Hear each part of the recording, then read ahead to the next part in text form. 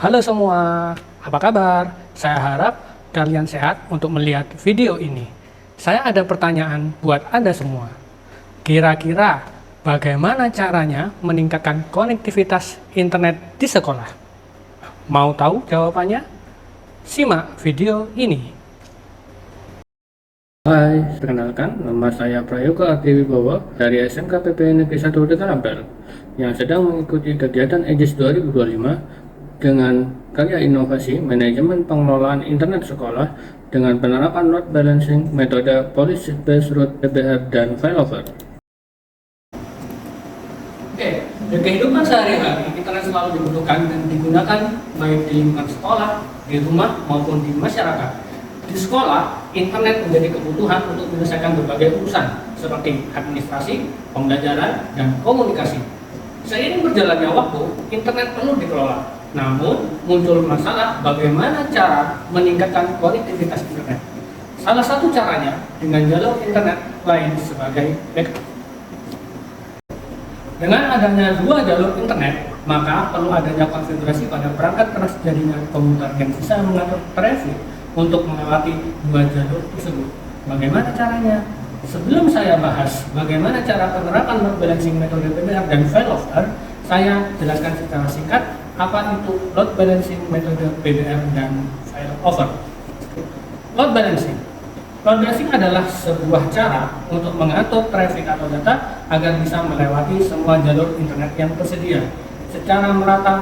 Teknik ini digunakan untuk mengurangi kepadatan traffic pada satu jalur tertentu saja, sehingga internet berjalan dengan lancar dan stabil.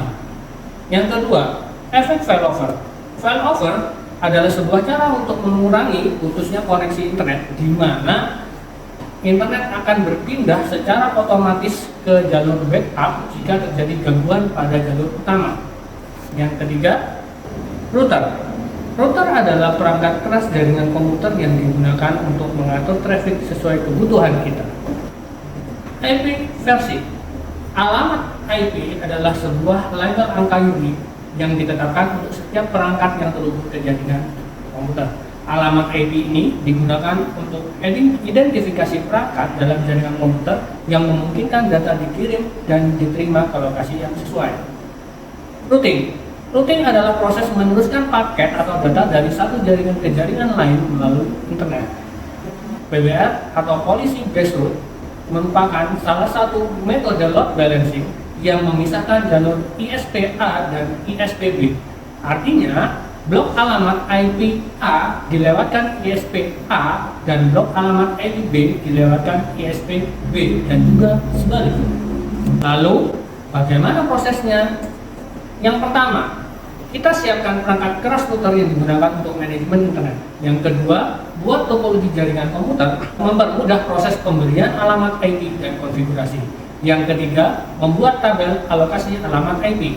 Yang keempat, konfigurasi alamat IP dan routing pada perangkat router. Yang kelima, implementasi metode policy based route dan failover pada perangkat router, di mana blok IP 10.10.250.128/25 dilewatkan ISP-B, yaitu gateway 172.172.16.2 sebagai utama, dan ISP-A gateway 192.168.1.1 sebagai backup.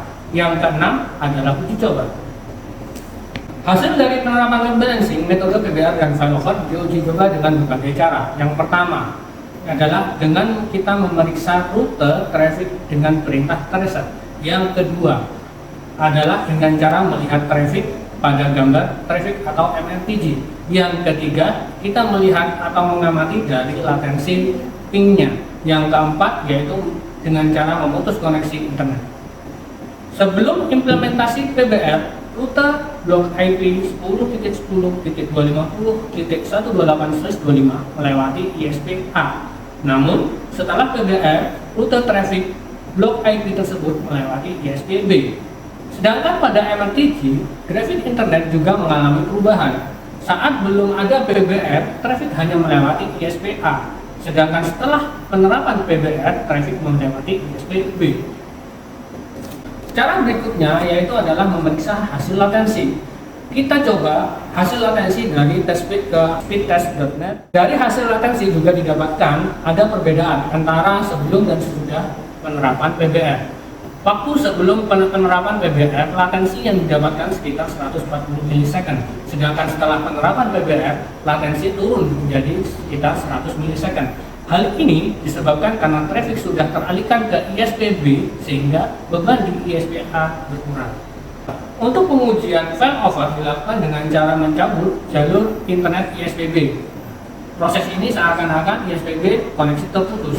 Yang terjadi, blok IP tersebut akan melewati jalur ISPA secara otomatis.